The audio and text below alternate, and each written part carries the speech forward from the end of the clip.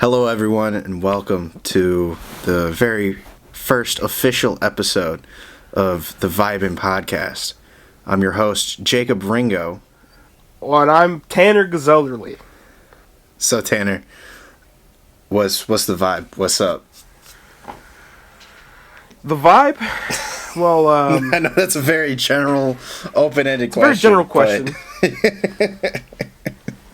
I'm telling you, I was really vibing to Macho Man Randy Savage's album.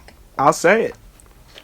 That's the vibe currently. I mean, yeah, kind of like that Jay-Z Linkin Park album, but you take out Jay-Z. Collision Course. Collision Course, yeah. You take out Jay-Z and it's yeah. That's all it is. That's the vibe. That's the vibe personally. Yeah. I don't know.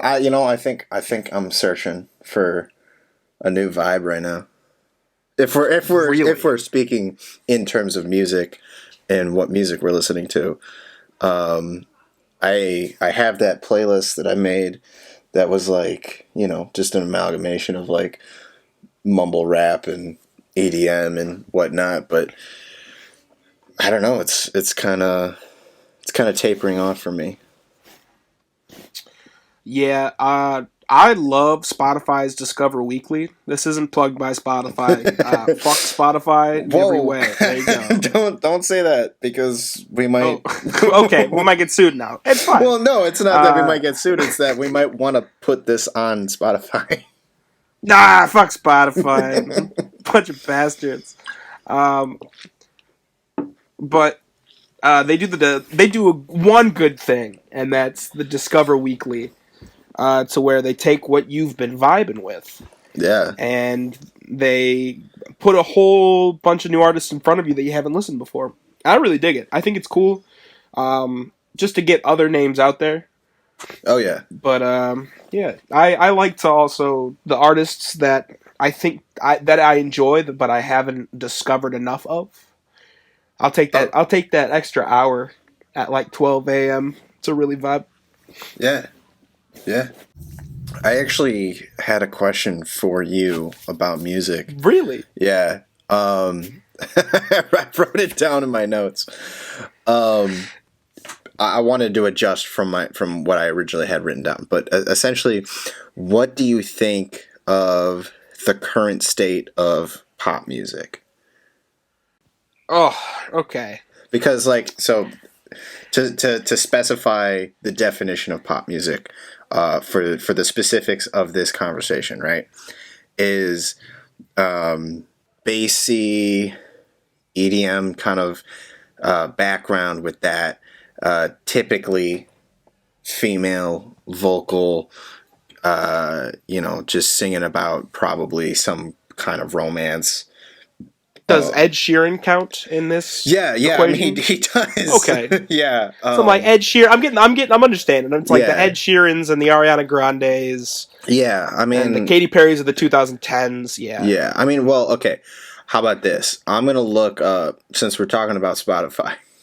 I'm gonna look up the U.S., not the global, but the U.S. top 50. Okay. The top 10. Okay, I'll tell you if I heard them. Because, I'm old. I'm old. So the top 10. Just top 10. I'm just going to say some artists, okay? Just to give... Sure, I'll give you my first... Yeah. My first response. Sure. So, what about Travis Scott? Oh, I love Travis Scott. Yeah. I love Travis Scott. 90210. Dude, that music video is insane. Have you seen it? Yeah, you showed it to me. Did I show it? Yeah. Yeah, okay. Yeah, I did. Oh my god. I think he's great. And he's number one because of the Scotts, right? Yeah. Him and Kid Cudi? Yeah. I'm a big fan of Travis Scott's work. Astroworld was pretty good. Oh yeah. And I agree. I listen to a lot of his more popular stuff. He's an artist that I'd love to go back and listen to his earlier. Yeah. I mean, I'm still bumping Antidote. Like all the time. Yeah. But let's see. Then we got Da Baby. I like the baby. And Roddy Ricch. I need some shit with some bop in it. Roddy Ricch I liked his two most recent on Rap Caviar. The box, I like the box a lot. And then what's the other name of the? There's another song he did that was a little wild. Yep, nope, I won't know it. Walk 'em down, or High Fashion, Ballin'. Might have been Ballin'. It might have been Ballin'. It was on Rap Caviar. It was a different vibe than the box, but jeez, just looking at the box's plays right now, 718 million. Yeah. Versus, that's incredible. Yeah, that's wild. I'm at least like 200 of those replays. It's not like I listen to them religiously, but it's like sometimes in my mind I'll just go and I'll be like, oh, now I gotta play it. How do you feel about Drake? Drizzy, I don't. It's tough because I want to like him. And it's not that I don't like him; it's that I don't know enough about his music. I didn't listen to Drake when he was popular in school when everyone else was listening to him. Yeah. That one song, "I Got My Eyes on You," I just started bumping that. I'm like, man, that was pretty him. Good. He, I think so. It was the album the album cover with him and the little kid with an afro. Oh shit! Okay. Yeah, but what gets in the way of me liking Drake is his relationship with Millie Bobby Brown. Yeah. Oh, yeah. That was a little sketch. I love Drake. He's like him and I were texting the other night, and I was like, no. Yeah. Hold on, we're going home. God, great song, but also Millie Bobby Brown. Yeah, I get it. I don't know. I don't know. I just can't get into Drake. I think part of it is I don't like his music, and the other part of it is that I just don't like his ethics, or like his what, at least the stuff that has been made public about him, like the whole Pusha T Drake drama, controversy, whatever you want to call it. I was on Drake. I was on Pusha T's side. What was the controversy? That was when Drake and Pusha T. It was during the Wyoming projects. Okay. Yeah. Is it? I know Drake's beef with Kanye. Is it related? Oh yeah, it's what started that. This is like really old news, so anyone who's listening has already heard all this. Yeah, this is the first time for me. But if you look, so Daytona was Pusha T's track or record off of the Wyoming projects, right? And Infrared, the closing song of the album, is a diss track against Drake. Jeez. And it's sick because it's part of the Wyoming projects. And Pusha T's good. But yeah, Infrared basically slammed Drake for being a deadbeat dad, having an having. Oh yeah, his son got in public light now too. Yeah, having the son with the French prostitute, and was she a French prostitute? Yeah. or I think she might have been a French porn star instead of a prostitute. But, okay, sex for money, but in illegal different ways. I don't know. Yeah. So, I don't it doesn't really matter who he has a kid with, right? But he hid his kid from the public eye, and Pusha T found out about it, and then just dropped that bomb. Yeah. I remember this. Hey, at least he didn't blanket the whole thing. Remember Michael Jackson's kid Blanket? Yeah. Yeah. She's holding over a balcony with the cover over his head. Yeah, that's stupid. But on the topic of Drake, I'd say favorite bar is when he talked about taking half of a Xanax on a flight and passing out. Yeah, you know that you can really relate to someone in their music when they talk about how their drug use and how it's it's recommended use. Yeah. I took half of the prescription dose of a Xanax and fell asleep on a plane. And then I woke up well rested. Out like a light. Hey. Anyways, who's next? hold on. I clicked off of it to look at Pusha God T for a damn second. it. I'm sorry. So then we have Lil Mosey, Blueberry Fuego. I don't know any of his other songs and I don't care, but I fuck with Blueberry Fago. I love that song. I bump it constantly. Really? It makes me so happy. It does, yeah. It fits that vibe. He's pretty ugly though. Oh yeah, I've never seen him. Yeah, don't look it up. Too late. It's Not the happening. best. I'll put a picture of. Oh shit! What is he, like 12? Yeah. What the fuck? All right then. He looks like like a Rugrat. Yeah. He was born in 2002. Yikes. Jeez, but hey, that song is hot. It's a great pop song. I looked up the lyrics, and yeah, he does look like he's 12. Wow. Anyways, I looked up his lyrics, and he just wrote one really good hook and is able to repeat it 5 times, and I'm fine with it. I enjoy it, and I like the color scheme of the music video. I like that Lakers jersey he has on. Yeah. So yeah, I want to see if he ever makes another good song like that. Yeah. But who knows? That was actually the fear that I had with Lil Nas X. No, as soon as he made, I think it was Panini. As soon as Panini dropped a couple of close people, and I don't know, friends, but they were like, all right, he's in. As soon as he made Old Town Road, it was like, okay, is he a one-hit wonder? Well, that's what I said. You know, I was like, when Old Town Road came out, you know, as you were just saying, it was like, oh man, it got one-hit wonder vibes. It was very Mo Bamba to me. Oh yeah. Oh yeah. Oh yeah. Oh yeah. But yeah, no, I'm with that. Panini dropped, and I was like, okay, yeah. Panini, and what's the other one? Please let me go. To be honest, I've only heard the 2. He has another good one. He's constantly making new music, and I think he is letting his creativity blossom. And it's super cool that he came out as gay. That was very rad. Well, for him to be so open about it. Wasn't he like forced? Like, well, not forced, but like, was he not? Did he not want to be open about it? I think he was pressured into like confirming whether he was gay or straight, and that's how it came out. That sucks. Yeah. But now it's open, and I hope that's a relief of pressure off his chest at least. Yeah. Hey, man. But after Blueberry Fago, we have The Weeknd and his new album. Okay. I never listened to The Weeknd. Really?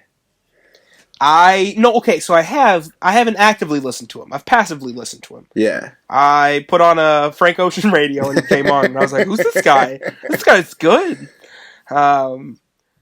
He wasn't bad. I think he's got a beautiful singing voice. He's in Uncut Gems. I'm their biggest sponsor. Oh shit, really? Yeah, he is playing himself in Uncut Gems. Wow. Okay. That's why you gotta watch it, man. That's why you gotta watch it. I will. But yeah, no, I got nothing on him. I remember when he first dropped and he had that music video where he was like, was it covered in blood or there was a lot of fire or I don't remember. Car crash or maybe this is a bad dream I had, but I don't know. It's something of the like. Yeah, I got no opinion on him. I would say that he started off strong. After Hours, his most recent album, like, came out this year. I listened to it all. It just didn't hit. I mean, Blinding Lights hit because it has that nice, like, you know, kind of like 80s vibe to it almost. But other than that, they're all just kind of like, I don't know. I don't know if I gave it the most in-depth listen or whatnot, but it just didn't resonate with me. But like Beauty Behind the Madness. Beauty Behind the Madness? Yeah. His 2015 album, or Starboy, his 2016.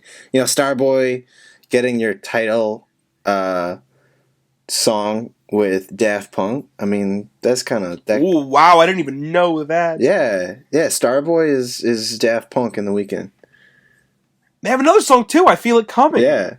So like, Dane Kendrick. Oh man, I guess I gotta listen to this guy, huh? so it's like I kind of like his older stuff. And even then, it's only 4 years ago. It's 2016. But his more recent albums just haven't been hitting for me. Damn. All right, I'm for sure gonna have to give him a listen. I'll let you know what I think. Yeah. But next on the list we have Megan Thee Stallion. Oh, oh my God! I'm in love, Jacob. I'm in love. I'm in love with her and Doja Cat and Lizzo at the same time. I bet they're all three on that list. I bet Lizzo's probably dropped off by now, but Doja Cat's got to be close behind Megan. Yeah, Doja Cat's actually number 9. Well, what number's Megan Thee Stallion? 6. Good for her. Megan Thee Stallion. I think that's because she's got Beyonce on the track. Though it's a Savage remix, huh? Yeah. I haven't listened to a lot of the remixes, but I mean, TikTok really has been launching music. Oh yeah. As much as I hate to admit it, I don't go on TikTok. I don't have an account. But like when I see TikToks that are popular and that are on the internet, and I like hear a song that I like, I'll immediately go and search it. And that's how I found out about Sugar. And that's actually a smaller album than I remember it being, but Savage, Captain Hook, and B.I.T.C.H. B.I.T.C.H. is an anthem, dude. That's what you're gonna call me when you tripping anyways, man. You can call me a bitch, and I'm like, damn, this is raw. She goes hard. She goes hard, and she's very, very attractive. I mean, hey, sometimes that's just how it be, right?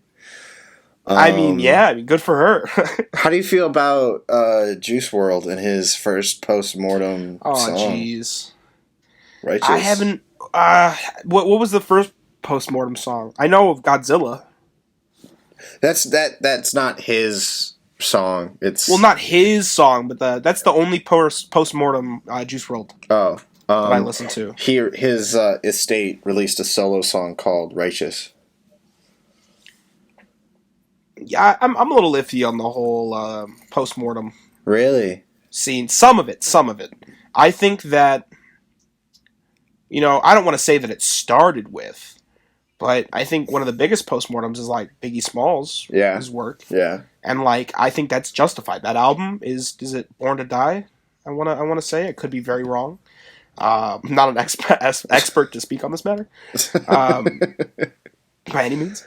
But it's like that album was almost finished. That album was gonna drop. I think it was a week to a month after he actually died. He was so ready to drop it, and that's fine. Yeah. But for the estate of these, artists that died to go and dig through and just find whatever they can find, it seems like they're just doing it for money, is upsetting. And I'm not saying Righteous did that. I haven't listened to Righteous. Yeah. But it's like I think of Juice WRLD's death, and I think of that makes me think of X. Well, okay, so from what I heard about Juice WRLD in particular, was that his estate had found or has the rights to, they claimed like 1,000. They claim that's what I've heard. A lot of estates say that. Yeah. They're like, we have Michael Jackson's estate was like that. Yeah. So they said that they had a bunch of finished work that he hadn't released yet. So I don't know the validity to that. I'm too lazy to look up the article right now. That's fair. But I think Juice WRLD did have a lot of songs stocked up. Whoa. Lucid Dreams has 1,210,000,000 hits. Wow. Yeah, I'd never seen 1 billion hits on Spotify. Maybe I haven't been looking close enough. Drake broke 1 billion first, actually. That's crazy to me. I think he broke it. Drake. Yeah, he did. He broke it on God's Plan. God's Plan. Yeah. Why God's Plan? That song's just fine. I'm offended, and my mama. I'm sorry. Right, maybe not. But yeah, his postmortem. I haven't listened to it. I mean, I'm a personal fan of X. I don't know. For me, honestly, his postmortem albums hit more than the ones where he was alive. Oh yeah, because I mean the stuff he was talking about was very hard and heavy stuff from the get go. Yeah, but And to hear it from a guy who has just been deceased, oh that no, stuff, I mean, like the production is better. You can't say that. He wasn't there to finish it. But if he was there to finish it, would it have been as good? Or would he have messed it up? Who knows? Yeah, I'm not in the place to say. I think it's up to him and God now. Yeah. R.I.P. Ja. R.I.P. Ja. So after Juice WRLD, we have Doja Cat with I have Say a problem with her. Yeah, what is it? You were just fawning over her 2 seconds ago. I know. I know. This is how I was the entire month of March. I was, oh my god, I love her. And then I'm a big fan of, you know, Saint Pepsi at all? Shit. No. So he is a vaporwave artist on YouTube. Okay. But he's very, very good. I love his work. Yeah. He's always making beats and DJing, but he goes. His Spotify name is Skylar Spence because of the obvious legal reason of using Pepsi's name. Yeah. He made a song called Fiona Koye, which came out way before Say So, and Say So's melody 98% rips off of the melody in Fiona Koye. Yeah. And this dude is like not known, and how many hits that song's getting. And it's crazy. I know. It's terrible, and it's not something that's going to get big into the limelight. And he's not even trying too hard to get it there, but it's very obvious. Damn. Yeah. But goddamn if that song isn't catchy. I love it. It makes me feel so happy because I love just the funk of it. Yeah. Yeah. How do you feel about Post Malone? Okay.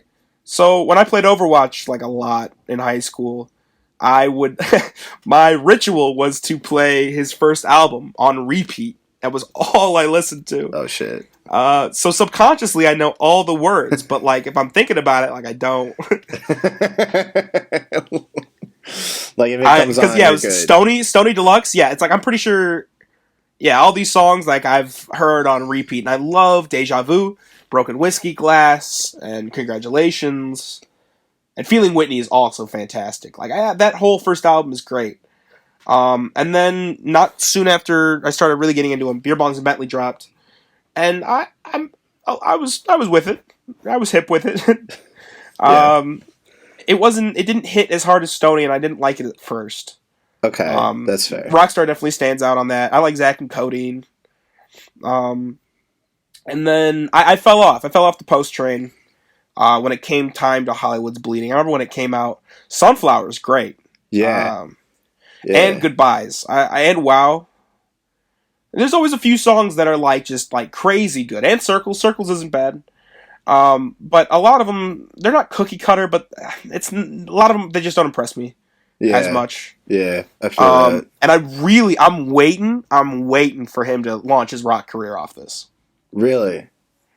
Yeah, that's all he was before this. Before he moved out to California and moved into a Minecraft streamer's house. And there's like Justin Bieber clip like of him when he really young playing the guitar. It's like Post has those all over the place, and he's a big rock fan first. I didn't know that.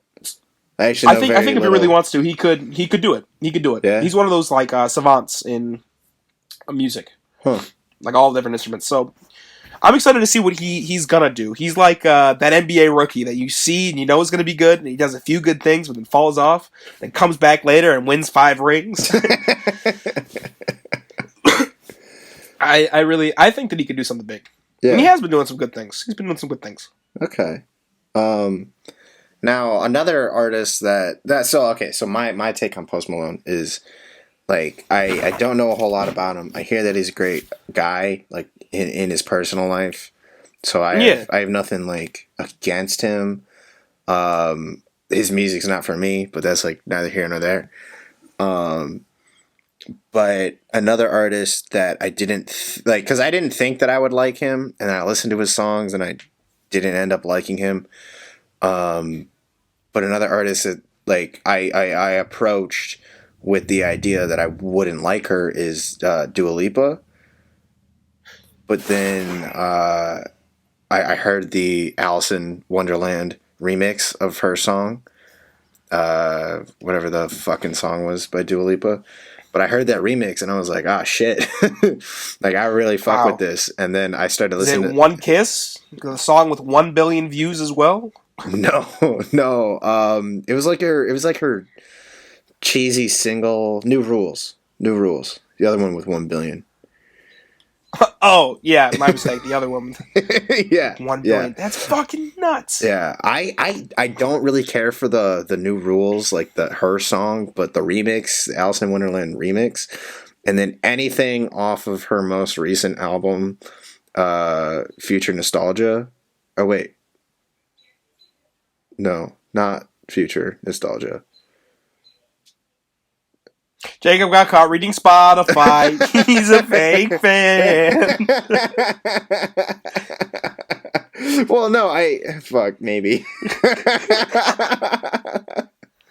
But that's what I'm saying. Like, I don't like listen to her. I wouldn't. Yeah, you came across her once or twice. Yeah, yeah. No, I am talking about Future Nostalgia because like Break My Heart, Don't Start Now. Yeah, okay. So I was right. I just doubted myself. I Future doubted Nostalgia, myself. Don't Start Now. Cool, physical, levitating.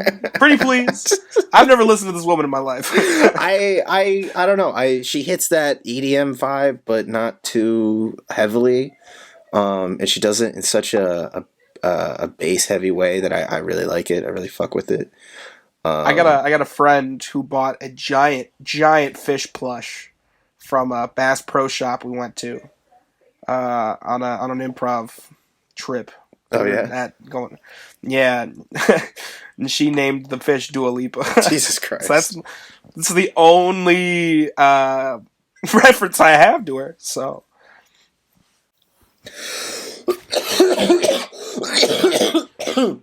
Hey, Tanner, want to play a game? Yeah, Jacob, sure. All right. This is I'd love to. This is a very simple game. But I wanna test you. I wanna push you a little bit. I wanna push your limits. Okay. And I know. Yeah. So for those of you who are listening and know nothing about Tanner, he is huge on improv. You could probably tell this better yourself than me. I love the Animorphs series. I've been reading it ever since I popped out of the womb, and my favorite one is when the one kid turns into a horse.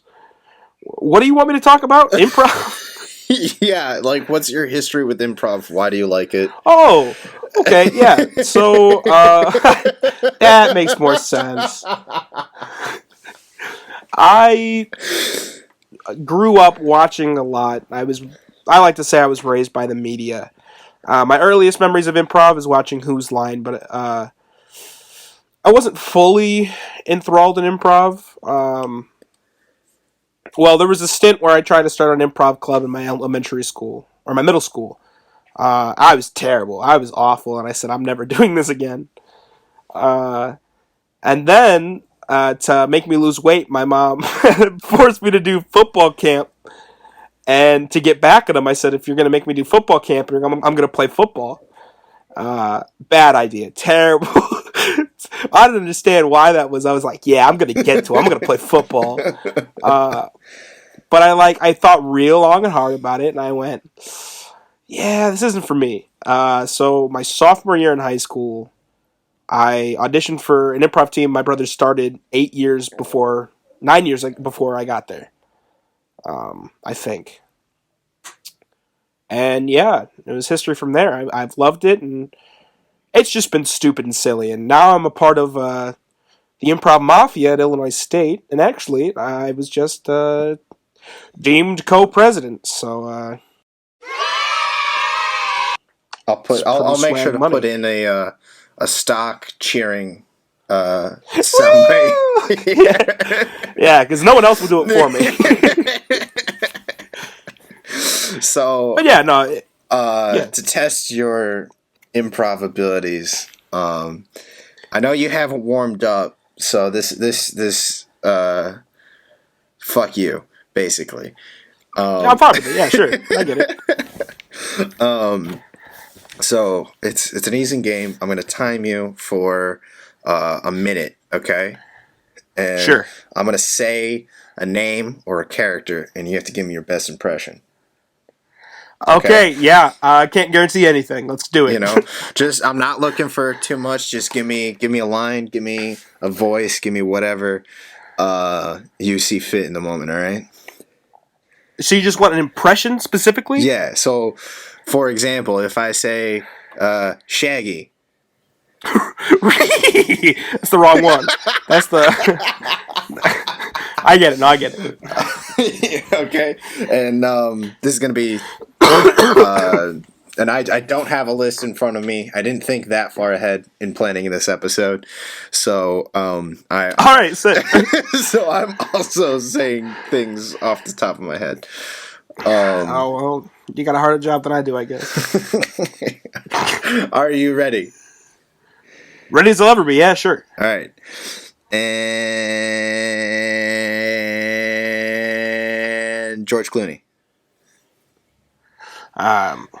Something. Brad Pitt busted into a casino. Jimmy Fallon.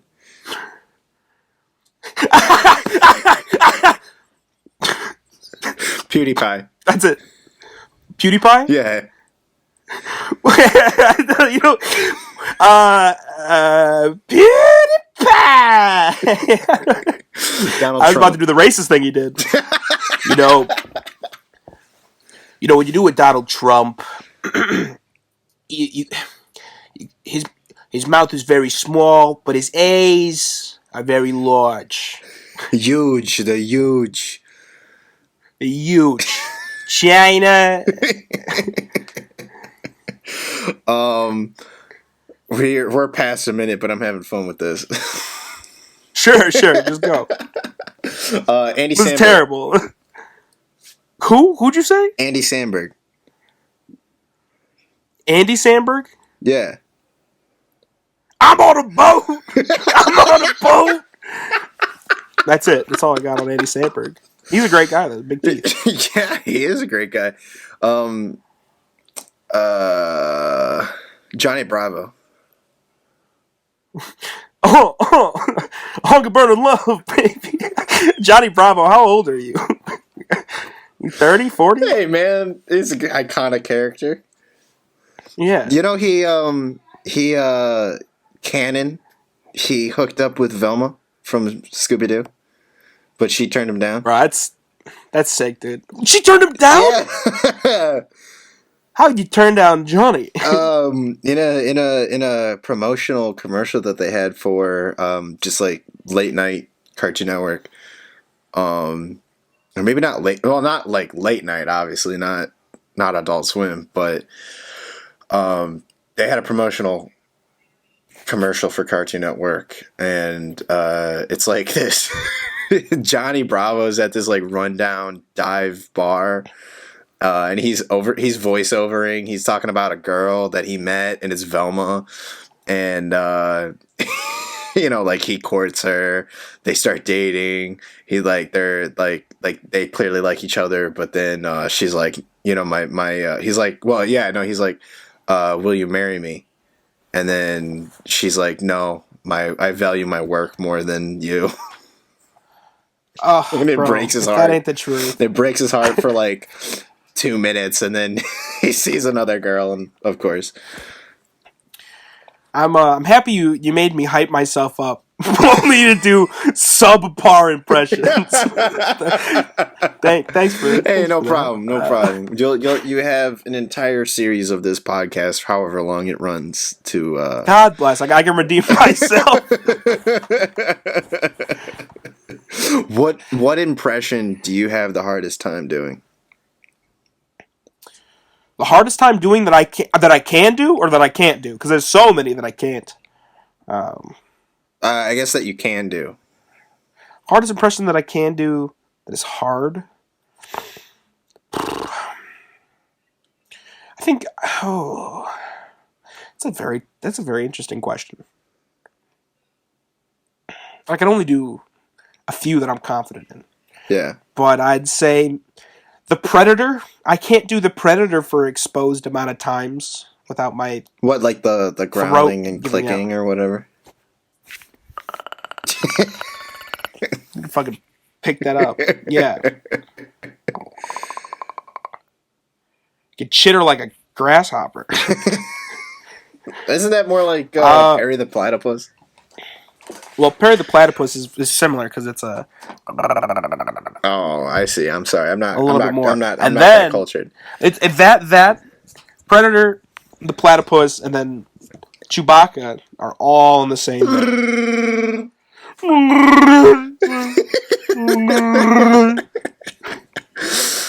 Quality content, really, truly. Truly, we are. I wish I was better at impressions. That's the one thing that I need to work on. It's a little insane to just sit in front of your computer and just watch someone and how they talk and try to do that. You know? Yeah. I mean, like, I was talking with someone earlier today about if impressions counts as improv, like that. I don't think so. I mean, I do and I don't. I mean, like, I think it's a tool for improv. It absolutely is. That's why I think it is. Yeah. I don't think it's necessarily like a form of improv, but it's definitely a tool. Just like you. There's a bunch of ways to create a character. And the one that I think I fall onto most is impressions. And it's not necessarily impressions. It's more I just think of a character from a TV show or movie. Yeah. And do my best portrayal of them. And there's no pressure to be that person, so it's great. Yeah. You know? Whatever comes out is the outcome. But yeah, when you're trying to create a character on the spot, it's hard. Impressions is a great one. So, you know, like a thought that I had to make this podcast more interesting to anyone who happens to be listening right now, who's made it this far into the podcast. If you send me a letter to my house saying that you made it this far, because what's your address? Because really, who's sitting here going this long in episode 1? Yeah, exactly. What's your address, social security number, and your mother's maiden name? I'll say it right now, and I will never ever get hacked my entire life. Yeah, you'll say it, and I'll edit it, and still keep it in. I believe you.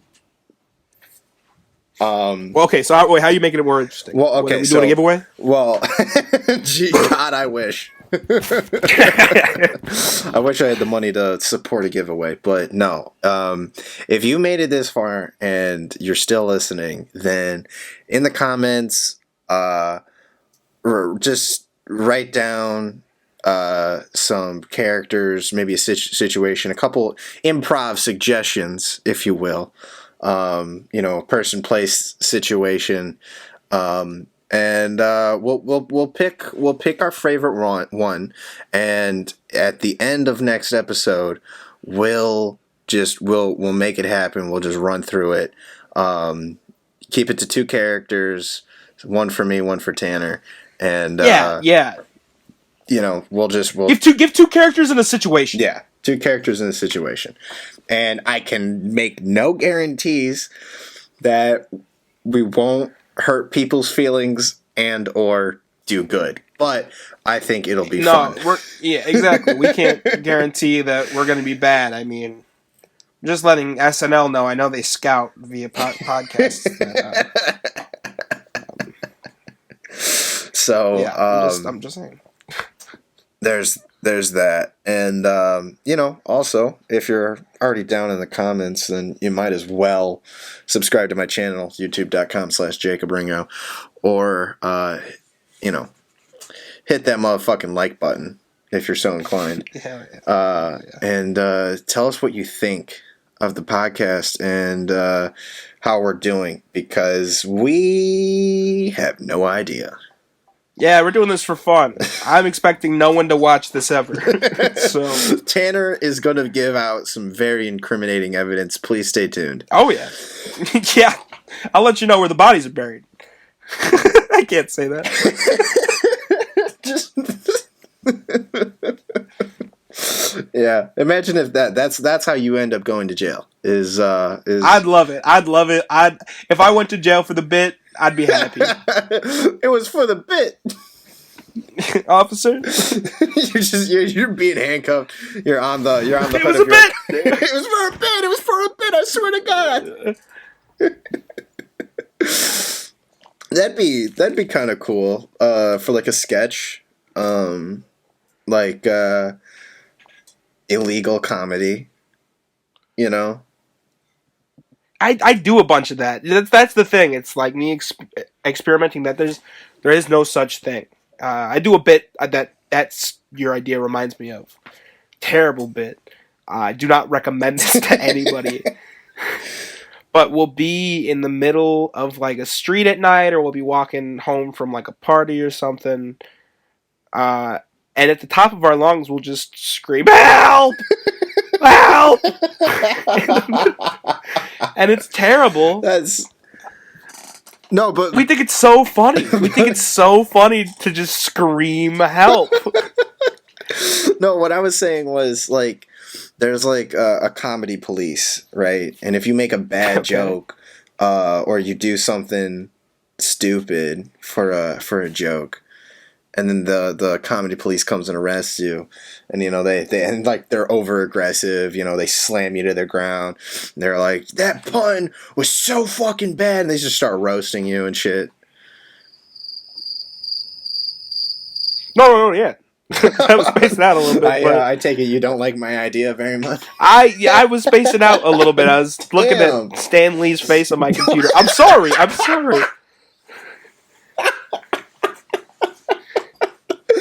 I understand. I'm a terrible co-host. I'll say it. I'm sitting here trying to make this whole podcast entertaining, and you're over there like, Stan Lee did sitting die. there with my hand in my pants. Yeah, he really did die.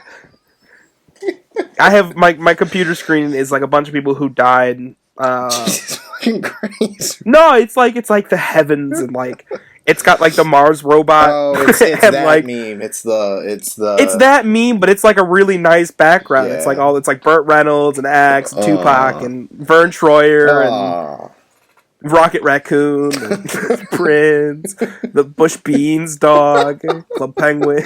It's great. Kimbo Slice. R.I.P. So I really got sentimental for a moment, Jacob, but I'm going to be honest. I had to take a second and really reflect. No, that's fair, I guess. Anyway, with that, I think we'll wrap it up. So, thank you all for listening and or watching. Tune in next week. I try to get these out every Monday. This being the second one to ever exist, but it's episode 1 because we're cool like that. I've been your host, Jacob Ringo. And I am Lance Armstrong's missing left nut. Good night. This has been the Vibin podcast. Peace.